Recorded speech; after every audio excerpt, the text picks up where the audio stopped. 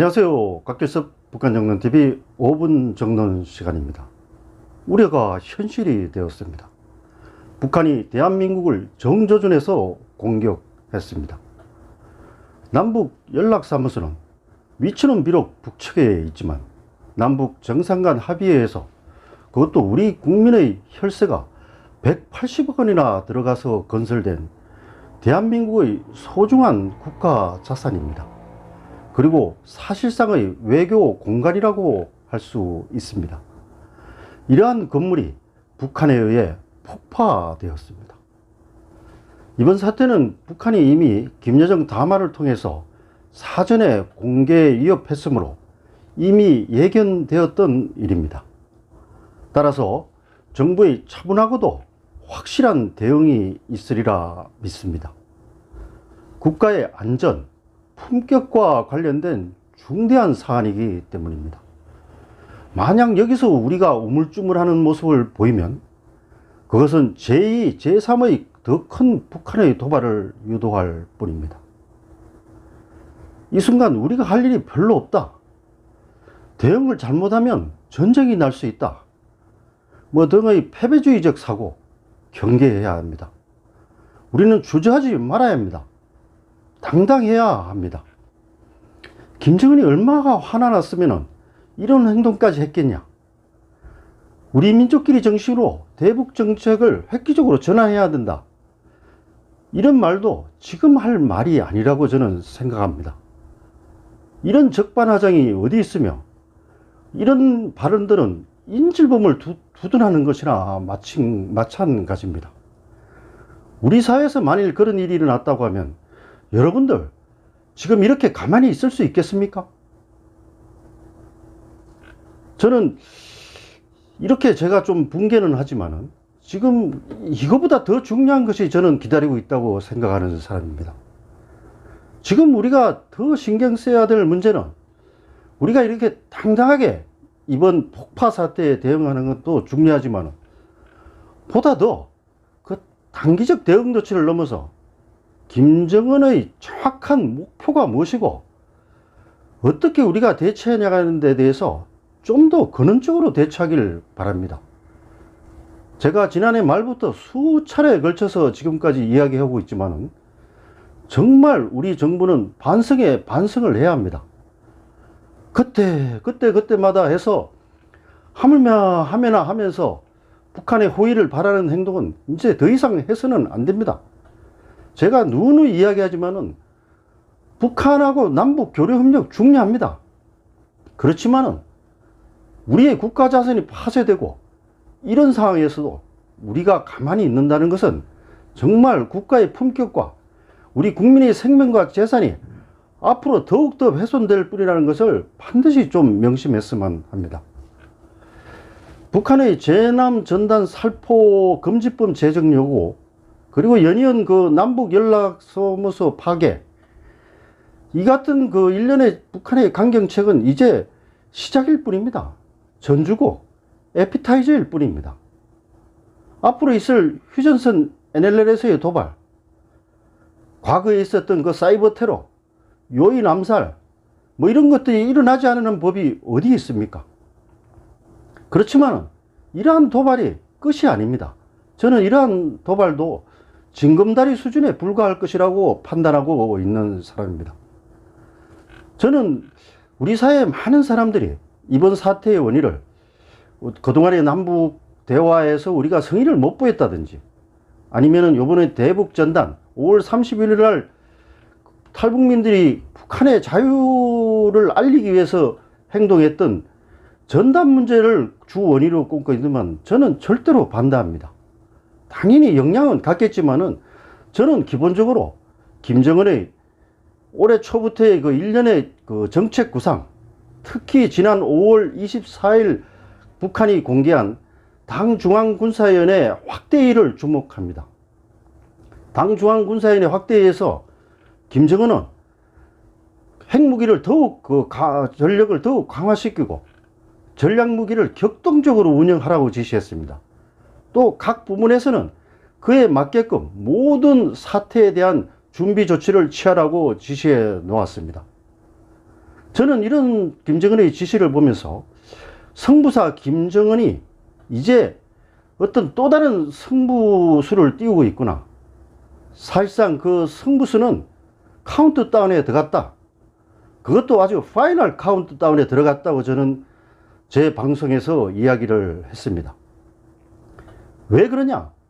김정은에게 있어서 집권위의 가장 큰 목표는 김씨 일가가 영구 통치하는 한반도를 건설하는 그 대전략을 뒷받침하는 핵미사일 개발에 올인해 왔습니다.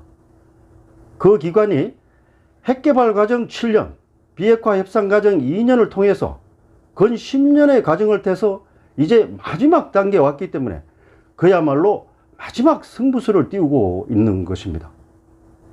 김정은이 진짜 노리고 있는 것은 코로나19 사태, 트럼프의 전략적 무시가 지금 있는 이런 교착 국면 상태에서 특히 우리와 미국의 운신폭이 그리 크지 않은 이런 상태에서 최소한 미국의 대선 이전에 핵미사일 개발의 마침표를 찍고 실전 배치 완료를 선언하는 것입니다. 다시 말해서 미국 대선 이후를 보고 있는 것입니다. 지금까지 미국과의 협상이 비핵화 협상이었다면 앞으로 대선 이후에는 당당한 핵 보유국으로서 말로만 핵 보유국이 아니고 실제 능력을 보유한 핵 보유국으로서 미국과 핵 군축 협상을 하려는 것입니다. 그리고 핵 보유국의 입장에서 언제든지 우리에게 요구를 할 것입니다. 그런 목표를 가지고 지금 움직이고 있다고 보는 것이 정말 맞습니다. 혹시 제 말이 틀리더라도 안보는 그런 관점에서 봐야 됩니다. 상대의 전략을 정확하게 판단해야 됩니다. 우리의 선이라든지 호의만 가지고 상대를 평가하다가는 정말 큰 코 다칠 수 있습니다. 이 같은 북한의 그 전략 전술은 단기적으로는 북한 경제를 더 위축시킬 것입니다. 많은 사람들이 이런 이야기를 하면서 북한이 오래 가지 않을 거다. 북한의 심정이 좀 우리가 봐줘야 되지 않냐 이러지만은 북한은 그리고 김정은은 독재자입니다. 주민들을 더 어렵게 해도 눈 하나 깜짝하지 않을 사람입니다. 이런 도발 국면을 통해서 북한 주민에게 더 큰 내피를 강요할 수 있습니다. 그리고 외부로 적을 돌림으로써 자신의 그 강인한 의지를 보여줄 수 있는 겁니다. 한 가지 목적이 아닙니다. 정말 이런 사태를 해서 미국의 군사 공격을 촉발할 위험성이 있다. 그렇게 김정은이 하겠냐? 이런 말을 하는 사람도 있습니다. 맞습니다. 미국의 군사 공격이 트럼프는 특히 지금 대선 국면에서 어떤 그 코로나19 사태라든지 인종 갈등 문제에서 좀 코너에 몰려 있습니다. 따라서 어떤 북한의 이런 그 도발 움직임을 연계시켜서 어떤 정세를 획기적으로 바꾸는 국면으로 활용할 수도 있습니다. 그래서 군사 공격 카드를 쓸 수도 있습니다. 그렇지만은 북한은 군사 공격을 할 수 없을 것이라고 판단했을 것입니다. 왜냐하면 지금 국면에서 그런 도박을 할 시간이 아니라고 판단을 했을 거라고 저는 생각합니다. 혹시라도 북한 입장에서는 트럼프가 어떤 군사 공격 카드를 사용하더라도 중국하고 북한 주민 2,500만을 인질로 해서 옥새 작전을 펼치면 충분히 감당할 수 있다고 판단했을 수도 있습니다. 이런 것들이 안보적 관점에서의 추론입니다. 물론 제 추론이 틀릴 수도 있지만 충분히 김정은 입장에서는 지금의 코로나19 상황이라든지 트럼프의 그 국내 사정이라든지 세계 질서 재편 과정에서 미국이 함부로 군사 공격에 못 나설 거다. 혹시 나서더라도 충분히 감당해낼 수 있다는 판단이 저는 섰다고 봅니다. 반대로 이렇게 위험을 감수할 경우에 김정은은 무엇을 얻느냐? 경제난에 찌드는 북한 사회에서 더 내핍을 강요할 수 있습니다. 그리고 문재인 정부에게도 더 급박을 할 수가 있습니다. 나중에 더 큰 걸 요구를 할 수 있습니다.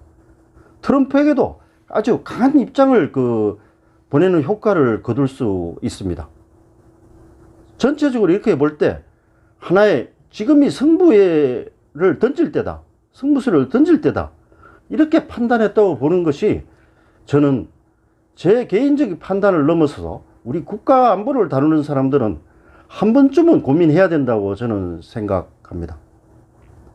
그러면 우리는 어떻게 이 사태에 대응해 나가야 될까요?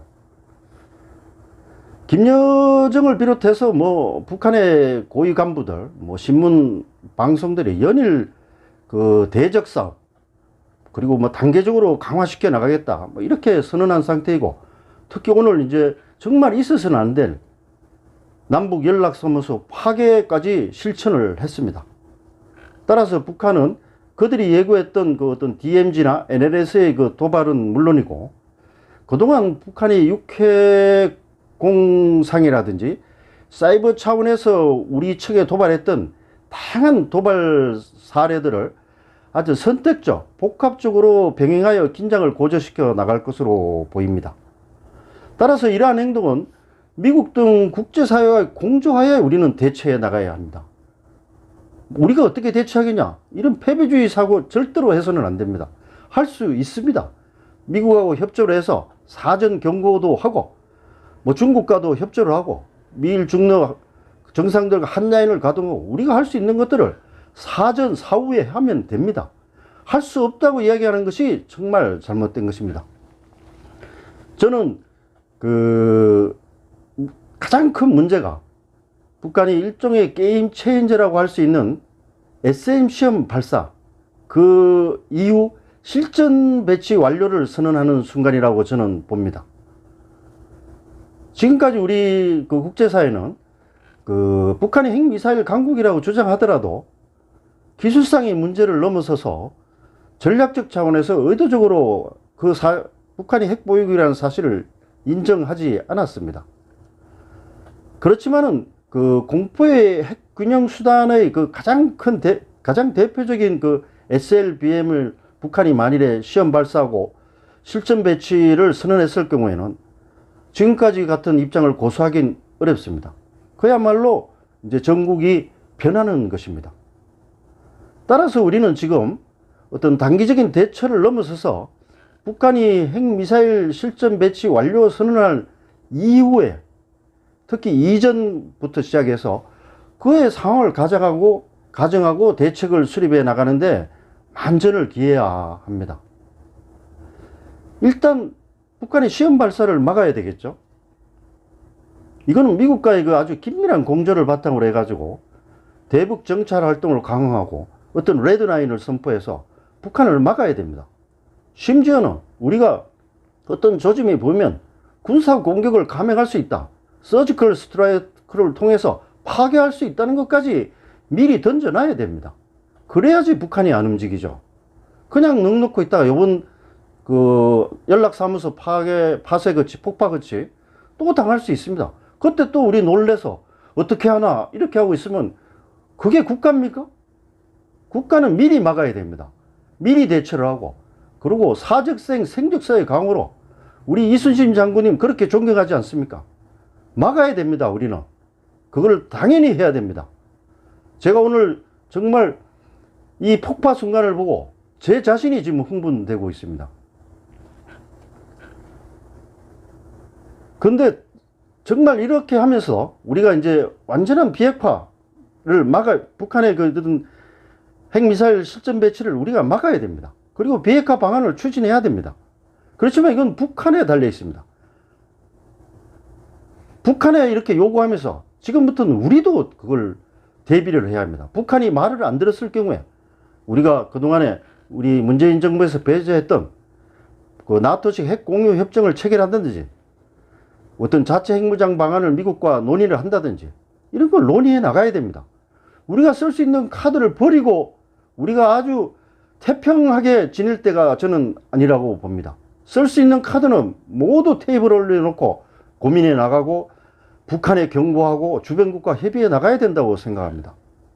중국에게도 가장 큰 그 어떤 한반도 역학구조에서 역할을 할 수 있는 중국에게도 정말 우리 정부의 레드라인을 미리 통보해야 합니다. 앞으로 어떤 또 다른 이런 핵미사일 체계 완성, 실전 배치 같은 위기 상황이 발생할 경우 우리는 국가 안보와 자위권 차원에서 미국과 협조해서 첨단 방위력을 강화할 수밖에 없다. 이런 메시지를 당당하게 전달해 줘야 됩니다. 그래서 좀 북한을 막아라.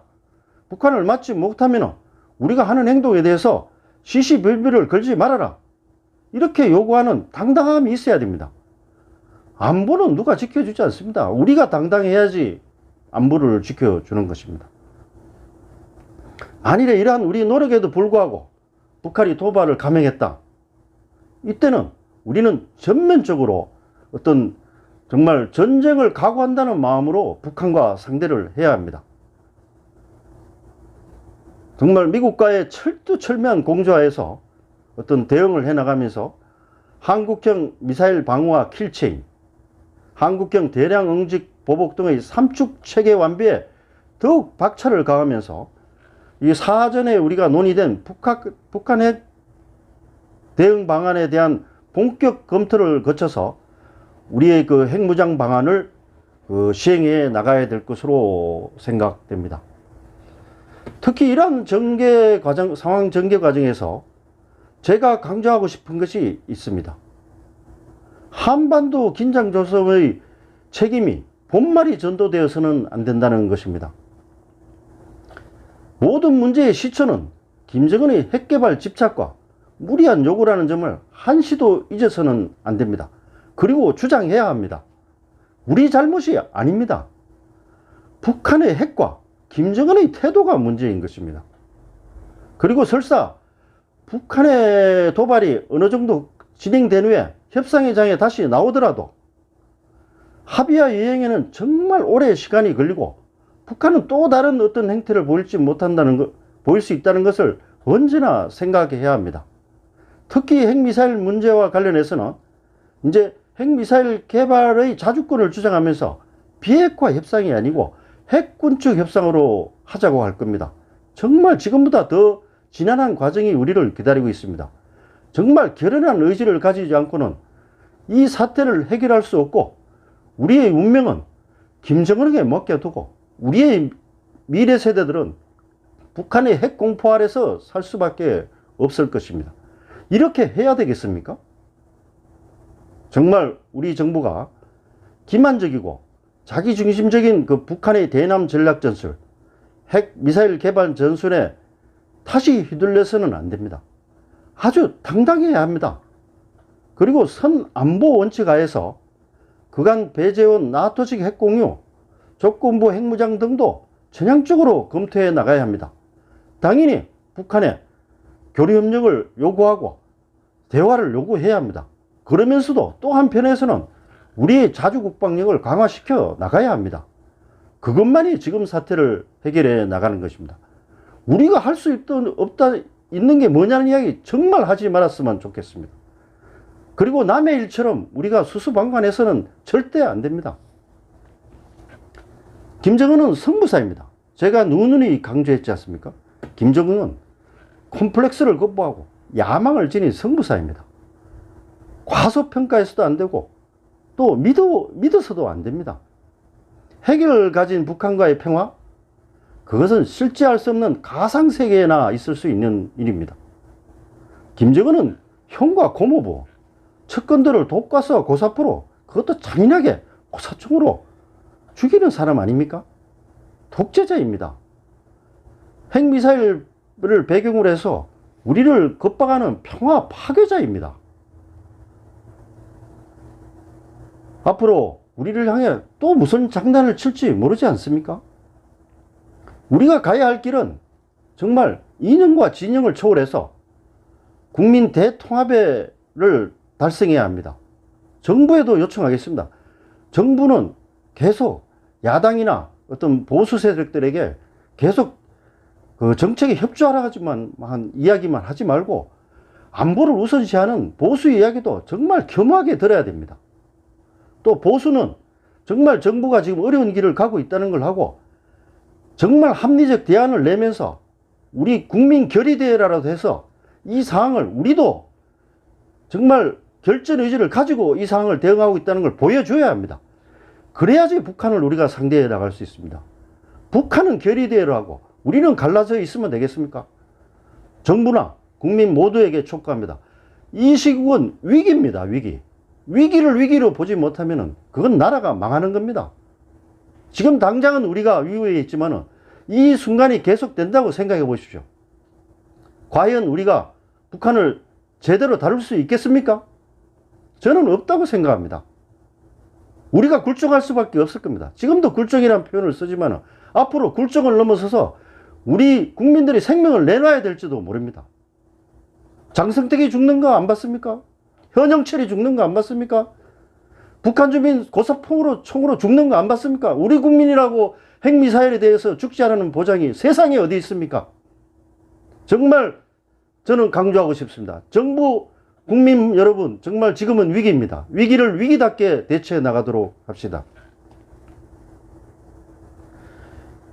우리가 가야 할 길은 이렇게 국민 대통합을 기초해서 북한과 중국에게는 당당한 안보 자주권을 주장하고 미국과는 강화된 핵 우산 제공을 요구하면서 자주 국방 지원을 요청하는 것입니다. 그리고 한미 동맹을 어떤 단순한 동맹이 아니고 가치 동맹이라는 점을 우리가 정말 양국이 뼈저리게 더 실감하게 해야 합니다. 스스로 그런 걸 느끼지 않으면 동맹이 아닙니다. 중국,